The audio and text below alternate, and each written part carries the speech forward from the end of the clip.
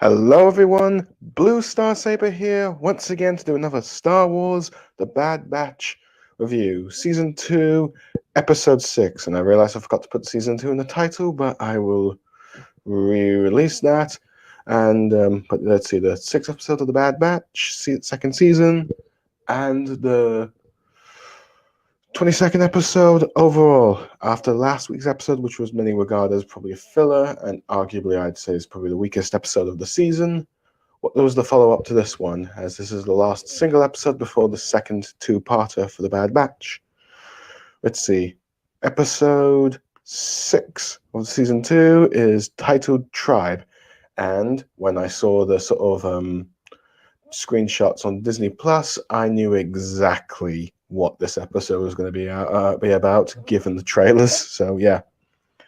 Let's begin. So anyway, the Bad Batch arrive on the station called Vanguard Axis with their Marauder. I will admit, I love the sleek design of that station. I thought it was a pretty good one, where they're trying to sell some forged chain codes. Given the station's reputation for smuggling, Hunter has Echo and Omega staying guard of the ship so it doesn't get stolen while they sell off those chain codes.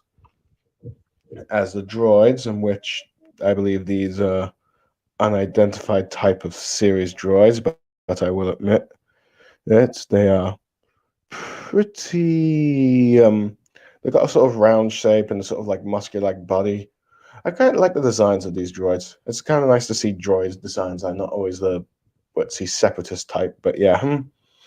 But it's interesting the fact that you have a smuggling criminal syndicate with nothing but droids, and I am very curious how that works. But anyway, on to the episode where Hunter, Wrecker, and Tech are trying to sell the codes things with the leader of the thing having them checked, even though Tech says he's quite confident in what he has done, but they still do it anyway because they don't really trust them, and they start scanning. So I do like how Tech is completely saying, I am confident in my abilities, but, well, he's starting to learn that the world doesn't. Trust is a very hard thing in this, but yeah.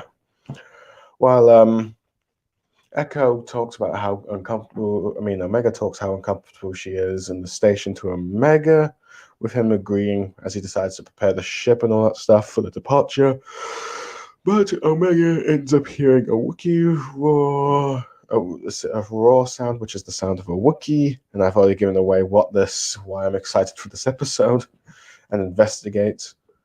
Let's see. Granted, I wonder if this would lead to some debates on whether or not Omega is force sensitive. Granted, and as far as I know, Star Wars law says clones can't be force sensitive, but then again, there's Star Killers, so yeah, that'll be interesting. But yeah. She eventually witnesses two of the droids beating a young Wookiee with her Electro stuff, and those who have seen the Clone Wars know that this is Gungi from from the Younglings Jedi arc. But yeah, but she shouts out, and as a result, distracts the guards, in which Gungi uses the staff to break free and all that stuff. And and she ends up shooting the other one, saying how she's a friend. It's interesting how Gungi does not really realize that she is a clone herself, but that's probably because she is not like any other clone, given the fact that, well, she's also a she, so yeah. Let's see, so they end up hiding in all that stuff with the droids. More droids try to search for them. Let's see, Gungi searching for a box. She has no idea what he's doing, but it's clear for anyone who has seen the thing, the Clone Wars, is clearly he's looking for his lightsaber. Let's see. And the droids start attacking them, but Echo ends up arriving and helps them out. Actually, I think Echo arrives before the droids arrive, and he's wondering what's going on with Omega, trying to say he's a friend and all that stuff, but Gungi is being very wary on Echo, and it's clearly building up to that reveal.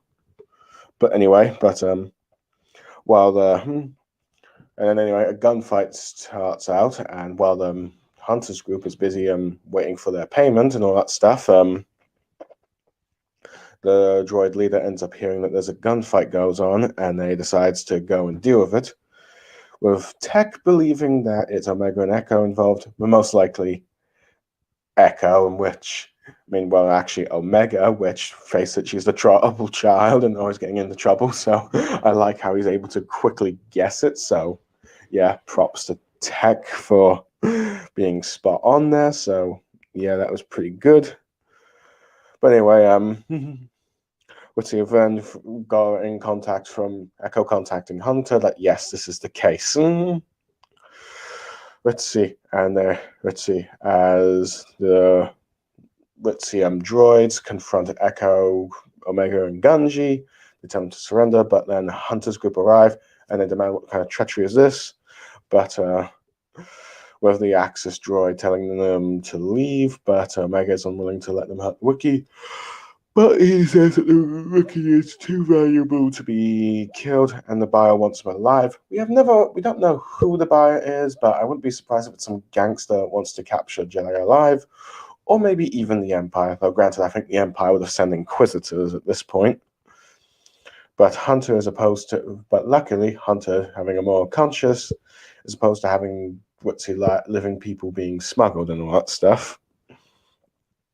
And as a result, the Gunzi sees his lightsaber in the droid's pocket, or belt thing, if you will. He uses the Force to retrieve the lightsaber, and the clones realize that he's a Jedi as they fight out and destroy the droids. But yeah, I quite like how, the Bad Batch keep to some sort of their morals and all this bit, particularly Hunter, about we don't agree with smuggling living people. But yeah, it's interesting how... this buyer wants Gungi alive. Like I said, we have no idea who it is. But I definitely like the Bad Batch's reactions. Granted, they were wearing the helmets, but I do realize, oh my god, this is a Jedi. And it's interesting to see Omega react, because this is probably the first Jedi she's encountered, unless she talked to the Jedi in the labs of Kamino. But yeah, and given the fact that the unknown Jedi that was there ended up being executed by Order 66, the worst place to be a Jedi during that order. But yeah, so they escape. I'm not sure if the Bad Batch got their payment in the end, but I think they wouldn't be surprised if this took wherever they can, or they will apologize to Sid later. But yeah, after they flee from the droids and all that stuff. But yeah, but then again, let's see, that was probably the case, but didn't get paid. But yeah, but after jumping into hyperspace and all that stuff, let's see, the Bad Batch are all sitting in one end while the pilot ship, while Gungi is sitting on his own, and Omega's concerned why he's doing that, with Hunter explaining that the Wookiee is probably scared, though I think he has a much better idea what he's been through and why he would be scared. As she attempts to share some rations for them, let's see, Gungi remains distrustful, particularly with the other clones. And it's clear to the rest of the Bad Batch that the reason that Gungi is not trusting them is because, well, they're clones, and he's just gone through the Jedi Purge with Order 66. So yeah, they realize that he has every reason not to trust them, and he probably saw many of his comrades being shot down. Granted, we have no idea, but it is interesting the fact that we have Gungi, probably arguably the most popular of the Jedi younglings amongst the Star Wars fandom, because, well, Wookiee Jedi, and arguably the first Wookiee Jedi, and the only one to be canon, since some of the other Wookiees that were Jedi in EU lore, they were very few, because George Lucas had that rule of, no Wookiee Jedi after, I think, Chewbacca's nephew, but yeah. But it seems like David Filoni was able to convince him otherwise for, the Clone Wars. And I think they were supposed to get a spin-off, these Jedi younglings. I'm not sure if that spin-off would have been during the Clone Wars or post-Order 66, but yeah. But I think it's safe to assume, until proven otherwise, that the rest of the Jedi younglings are dead. Which is a shame, because at least one or two of them I kind of liked, but that's the tragedy of Order 66. Not even the younglings survived. Well, except for Gungi, but yeah. But yeah. But anyway, eventually Hunter is able to persuade them that they did not follow Order 66, nor do they serve the Empire. And plus, with Omega's encouragement, Gungi helps himself to like the rations with her introducing himself and Gungi telling him his name, which Hunter ends up recalling dialect from Wookiee thing. And it is quite interesting because before the Clone Wars was cancelled by Disney initially, the Bad Batch, we were supposed to see, the Bad Batch was supposed to have at least another episode story arc, in the Clone Wars, and that was supposed to be with Yoda exploring Kashyyyk, and they were supposed to help explore why Yoda was such good friends with the Wookiees. Granted, it seems from the dialogue that we have from the clones, those events implied to still be canon, but whether or not we'll ever actually get to see them remains unknown because the Clone Wars was concluded in that last season, and who knows. Hopefully one day Dave Filoni will allow some specials, or maybe even a flashback episode exploring that, adventure with Yoda. Who knows? But for the moment, we will see those episodes anytime soon. Sadly, but yeah. So yeah, and they learn that he's trying to return to Gungi is trying to attack using his translators, which I quite like how he does that. They're trying to return. Gungi is trying to return to Kashyyyk after Order 66 when he was ended up capturing from the smuggling droids. It's interesting how he talks about his journey, about how he was surviving until he got captured by them. But yeah, with Omega talking about how they should help him, and Wrecker agrees. And of course mentions about how they haven't traveled Kashyyyk in a while, from what I just referenced earlier. But yeah, but Echo, of course, interesting being the wary one, saying that the Empire's probably already established outposts there. And it's probably not safe for Gungi, though Hunter points out that it's not safe anywhere. It is interesting how Echo's the one that's being wary of the Empire because he's the one that's been wanting to fight them head on. Wants the Bad Batch to do more against them. But Hunter's been the one that's been wary. But I do like how Hunter probably realizes that no matter where it is in the galaxy, a Jedi is not safe because the Empire, even if they're not going to use the clones anymore, they're still going to hunt him down. Either with Inquisitors, bounty hunters, stormtroopers, purge troopers, or of course Darth Vader. Dun dun dun dun dun dun dun dun dun. So yeah, there's that. Anyway, they arrive on their home planet of Kashyyyk, where they're trying to find Gungi, a village where they once went to last time, and believes that the Wookiees there will be able to shelter him. But Echo detects that there's smoke and defrostation around the area. I think from the ship's scanners or something like that, or maybe one of the tech inside them, I can't recall. With Hunter advising Gungi to hide his lightsaber, which, yeah, smart after all, lightsabers, So yeah, as they land on the ship and the clearing and all that stuff, Omega is awed by the jungle's beautiful designs, and I will admit, they look pretty impressive with the animation style that Season 7 and the Bad Batch have been using. I wonder how they would have been like if the Clone Wars continued. If the Season 6 style to animation, but I guess we'll never really know. Still, it's pretty cool to see Kashyyyk even in animated form. Kashyyyk is arguably one of the most popular planets for the Star Wars fandom. I do really like the jungle designs that they do, but yeah.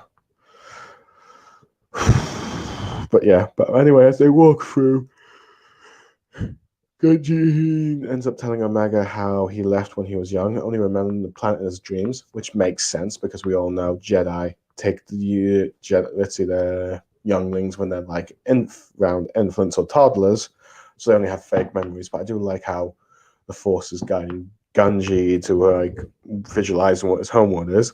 And it just goes to show that Jedi still have perhaps maybe some form of idea of where they came from, or at least they still have some form of attachment to their homeworld, even though they have long since left it and all that stuff. But I do quite like how they have that kind of focus.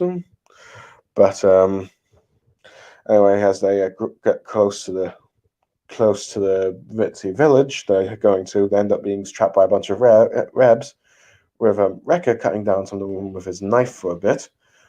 Yes, well, I probably should mention why I'm using Wrecker as my avatar. The fact that it's not really a Wrecker-centered episode, but, well, I figured, you know what? Bad Batch, Wookiee episode. It's just a general group. Many Omega and and Gungi, but Wrecker does quite a few things here and bonds to the Wookiees, so I might as well use him when I'm just spoiled for some bits in the episode. But as they go through the webs, the Kinraths attack, and for those who do not remember Kinraths, they are from the Knights of the Old Republic Star Wars game, in which, let's see, you fight them, let's see, when in the first, in like the Kashyyyk planet and all that stuff.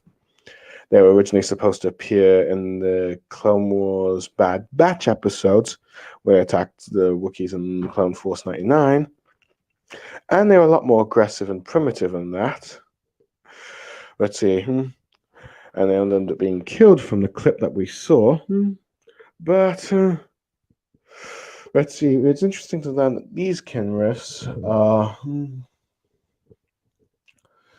not actually that hostile, only when provoked, in which Gungi ends up telling the Bad Batch not to fight them and uses the Force to tame them a bit as they leave and then return to their regular duties as Omega looks on.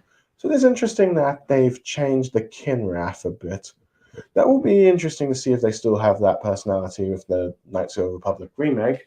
Granted, I have no idea if that remake of Knights of the Republic is still happening, or if they will still use the Kinrath that way. But either way, it is very interesting to see the Kinrath and, officially become canon.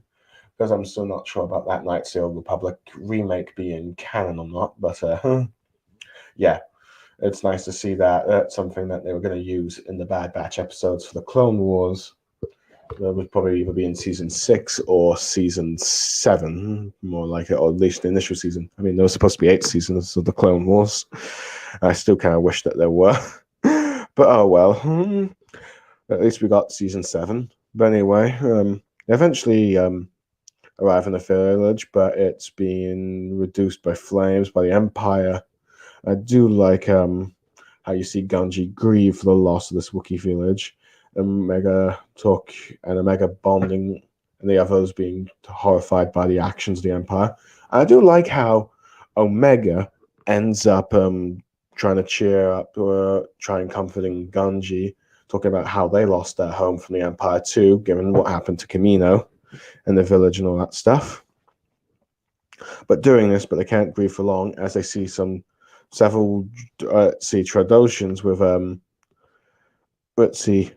armored assault tanks from the Separatists, but they've modified them to fit more of like their usage and camouflage thing, which I quite like. I quite like how scraps from the Clone Wars are being used by mercenaries and all that stuff.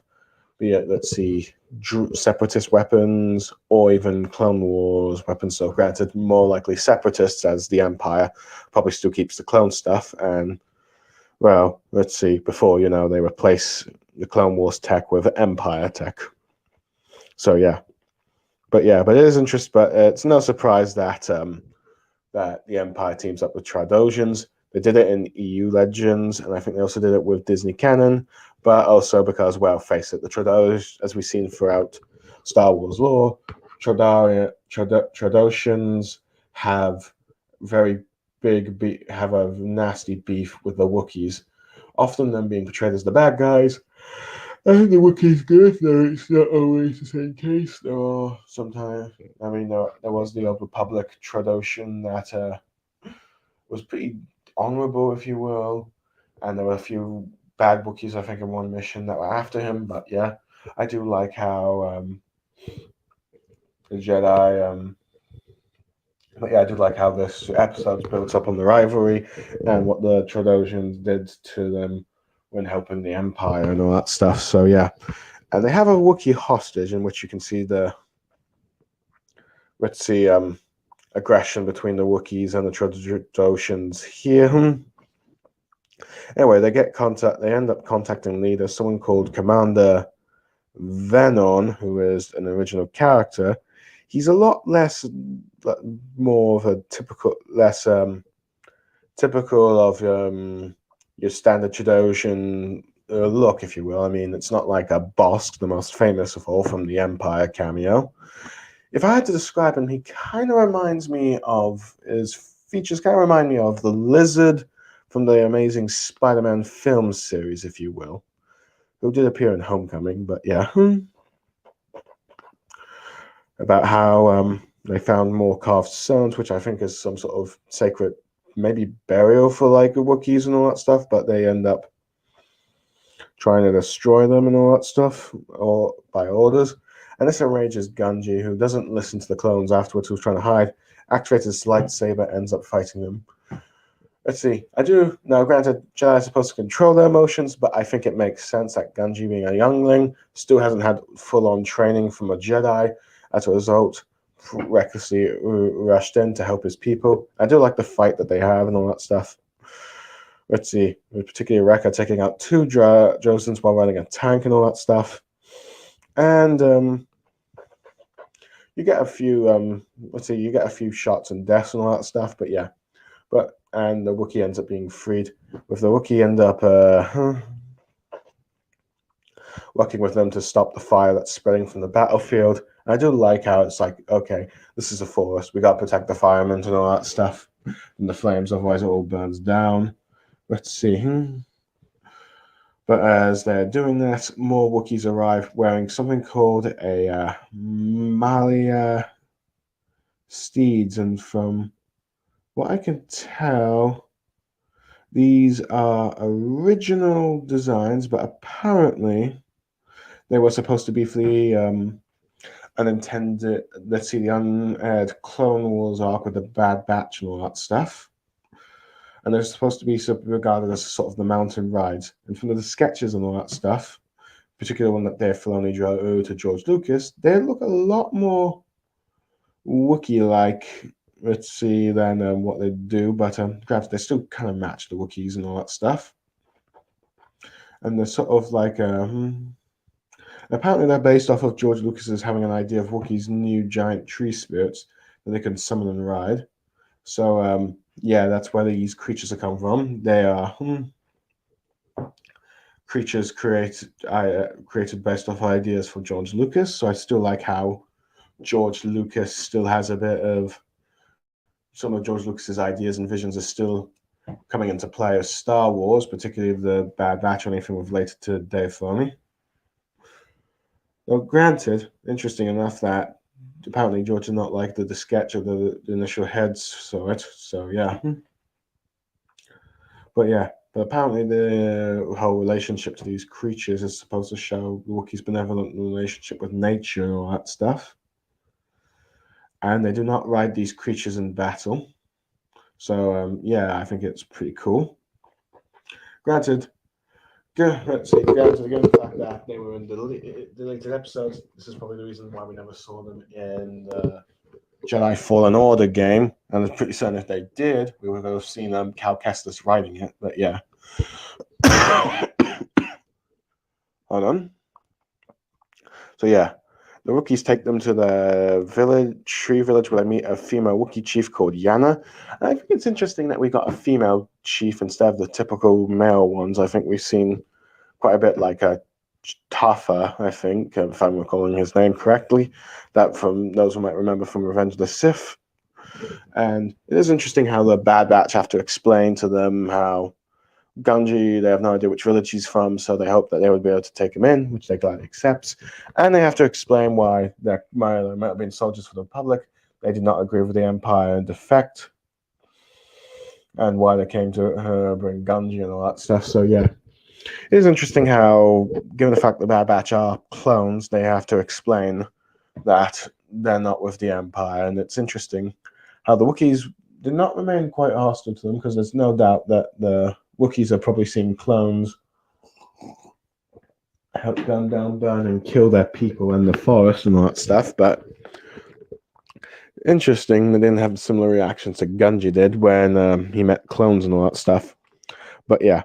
But we are cut back to like the previous skirmish. There we see Trudalgians with some clones, showing that yes, they are working with the Empire. And they examine the tanks, and they reduce that they were damaged by Jedi, followed the commander. The clones want to report this in, but the Trojans prevent them from doing that since he wants to kill the Jedi himself. He wants his lot to kill the Jedi himself, says it's a big prize, and even says whichever one kills the Jedi gets 100 Wookiee pelts. And this is enthusiastic. Granted, I find it a bit weird that the clones would listen to these orders. I figured, I'd say report it into the Empire because, like, send the Inquisitor. But then again, I think the Bad Batch are probably not yet ready to fight an Inquisitor. And I think at the moment, Dave Filoni probably wants the Bad Batch to just focus on fighting clone enemies, stormtroopers, and other mercenaries and all that stuff during this show, and not really like Inquisitors and Force users, which, granted, yes, Ganji's a Force user, but of course Jedi, and I think this is just like a possibly going to be a one-off case, but yeah. So yeah. But anyway, as they're at the village, you see the Wookiee that was rescued by Ganji ends up offering the Bad Batch a drink. Echo doesn't take it, but Wrecker does, and I do like how he's a bit more open to the drink and there's a bit more buddy with the Wookiees compared to, like, say, Echo. But I do like how they seem like Wrecker just bonds with the Wookiees and all that stuff. But Hunter ends up learning how the Trandoshan's were being used by the Empire to exploit Kashyyyk's resources, and many villages have been hiding in the jungle, which makes sense. The Wookiees end up fighting the Empire, and those that end up either get captured or enslaved, so they try to hide as much as they can. Granted, given the fact that the Empire for like over 2 decades enslaved and occupied Kashyyyk, I assume that not every Wookiee is lucky, and Rookie is lucky. So yeah, it kind of just shows you this sort of tragedy that's like the horrors of the Empire burning down natural forests, dirty indigenous and the indigenous species and all that stuff. Kind of feels like it's based off real world events, really, because we get a lot all the times. But yeah, sadly. But yeah, anyway, and Taka ends up reporting that Yana had scouts report a large Ritzy convoy of Wookiee, Trojans, and clones heading their way. Let's see. And Echo, let's see, who I think was who I called being a bit skeptical of Kashyyyk earlier, but points out the Wookiees were their allies during the Clone Wars and all that stuff, and that they should help defend them, with Hunter telling Ganji that they were there to fight the Imperials and the Trandoshan's with them, and the Wookiees are happy with this, and they would see prepare for battle. But before that, they pray beneath the roots of a Rosha tree, in which Tech explains to like Omega that the Wookiees believe that Kashyyyk belongs to the trees, and that they are also their allies. With Hunter saying they need all the allies they can get, and Ganji ends up explaining them how the trees have a plan and all that stuff. I do like how they have this little bit of culture thing with, like, the Wookiees, if you will, because, well, the Wookiees are sort of like, how do I explain this? It's like shows the Wookiees bond with nature and all that stuff. In many ways, it kind of reminds me of Avatar. I wonder if this is where they got the idea from and all that stuff, but of course, doing it different enough that might be regarded as a bit an original. But yeah, it is interesting how this seems to be a bit like explores Wookiee culture, where they think like the trees are the heart of Kashyyyk and all that stuff. And I can see that, but yeah. But I do like how the clones do not be very skeptical and hope for the best that these trees can prove to be helpful as allies during the upcoming fight. Anyway, as the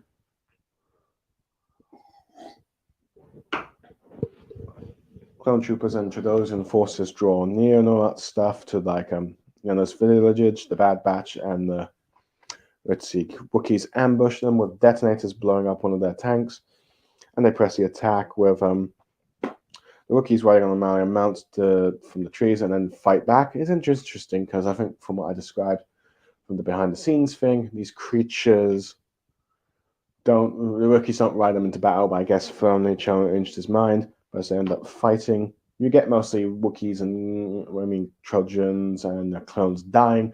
But you do see some Wookiees dying during the fight, and I do like that to show the casualties of war, all that stuff. Because given the fact that, and not to mention, well, granted, though, sadly, this is also the second time that Wookiees have been used as background for the troops, because this was in the first episode of Rebels, and you had one or two clones dying. But yeah, but I see but in many ways, let's see, it's the only way that show casualties, because you're not going to kill off your 5 main characters. So yeah. So it makes sense that you'd see Wookiees dying as the fight, because some of them are unnamed. But yeah, but yeah.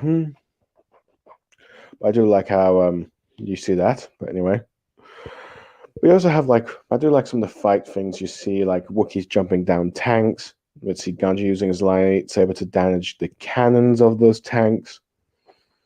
And which of course leaves Venom to fight Gungi head on and all that stuff, and uses a flamethrower to fight him, which I think is kind of smart, because using a close combat weapon not makes you safe against the Jedi's reflexes, and especially their skills with a lightsaber. But with flamethrower, they can't really block it with a lightsaber like they would blaster bolts. So the Gungi can't get near without being burnt and all that stuff. So yeah, I thought it was so it's dangerous. But I do like how the flamethrower ends up damaging one of his own troops, as he's not being careful during the fight, and lack of care for his own men. So yeah. But yeah, as he's lowering that, the Trojan commander, Fenanamore in, the Wookiees use the trees to summon the Kinnereth spiders, and as the Imperial clones and Trojans attack them, causing that sort of aggression, provoking them, if you will, ends up being captured, killed by them, and you can see them being shooting down quite a bit, but being overwhelmed, and even having the sort of long, stretchy mouth thing, biting and killing them and all that stuff. Granted, you don't see it in gruesome detail, but you get the implications. So yeah. But anyway, I do find it interesting that Omega ends up following Gungi, but granted, I feel like it doesn't really lead to anywhere, since Gungi ends up fighting him one-on-one, and uses the flamethrower to burn surrounding thing to lure Gungi out, and they fight a bit, but of course destroys the flamethrower. It's interesting, and not to mention the fact that earlier with the whole Mega stuff, you have I think Tech and Hunter going how he followed Gungi, figured that means that she was going to do something, but that's clearly not the case, and that's arguably my only really issue with the episode. But Gungi ends up destroying the flamethrower, and then Kinnereth spiders arrive. Gungi leaves them at peace and leaves them to take let's see, to well, granted, the fight that is erupted by them and all that stuff, and ends up but as he ends up causing aggression against the Kinnereths, they capture him, but they do that with a spider web wrapping around, which I think is kind of gruesome, because it's clear they're taking him back alive to eat him, and it's ooh, the implications, it's dark. Now it's granted, I wouldn't really want that on my worst enemy, but it is interesting how Gungi just lets them take him away, saying you messed with nature, with Kashyyyk, you're paying the price for it. So I do quite that, let's see that bit. And not to mention, I think Gungi probably realizes that having any of these clones or Trojans left alive means they won't report back to the Empire, means that he's hunted down. So yeah. So anyway, and he reunites with Omega, and they reunite with the Bad Batch as the battles run, and the Imperial forces and Trojans are dead. And given the fact they didn't report back to the Empire, Gungi is at least safe for now. But yeah. But they do point out that the fire, Omega and Omega points out that the fire is getting bigger and it's continuing to spread, in which the clones and gather the rest of the Wookiees to help try and put it out. We don't see them doing their efforts, but that's because the episode's ending soon. But we do see by the next morning that they have stopped the fire and all that stuff. where this time you have Echo drinking the liquor with Wrecker. I do like how Echo's just become more open up to the Wookiees' customs and food and all that stuff. And I do like how Wrecker says, you know what, we could stay a while, but clearly they have to move on. So, because, yeah. I do like how Gungi is invited and Omega, Ritzy, praying to the tree, meditating on the trees. I do like it, and I do kind of like this because it shows Omega wanting to learn more about the culture and being more respectful of the culture that she's learning about. But yeah, but I do like how both the Wookiee chieftain Yana and Hunter are watching from afar and all that stuff. With the with Ritzy, with like Hunter knowing that they're safe with Ritzy, but ends up telling her that they're just kids and they shouldn't really be fighting.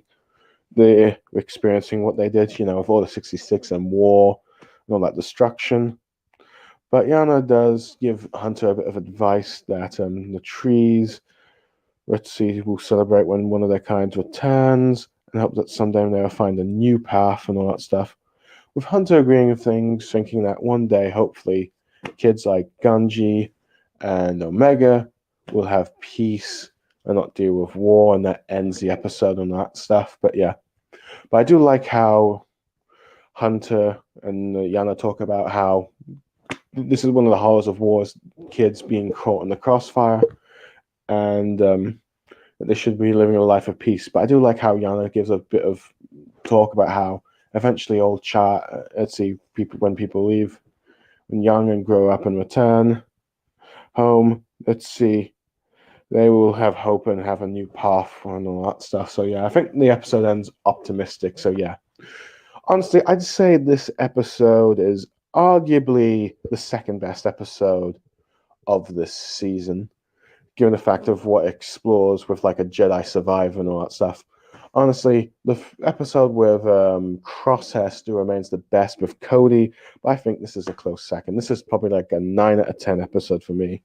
It is interesting that the fact that the Bad Batch have experienced, end up witnessing another Jedi. Granted, I always assumed that it would probably be Kanan Jarrus, but I guess we'll have to wait and see. I'm remain unconcerned about which kind of they encounter, given how they were there with Order 66 when it happened. Granted, the comics told it differently, so I'm wondering if there'll be more episodes to try and clear it up. But who knows?